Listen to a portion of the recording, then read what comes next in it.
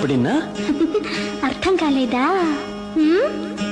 ఏ తీగ పువ్వునో ఏ కొమ్మ తేటినో కలిపింది ఏ వింత అనుబంధమౌనో తెలిసి తెలియని అభిమానమౌనో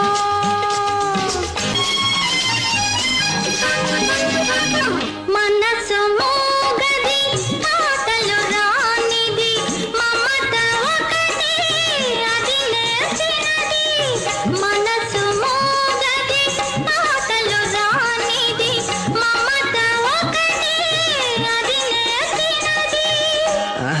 అప్పుడియా పెద్ద అర్థమైనట్టు.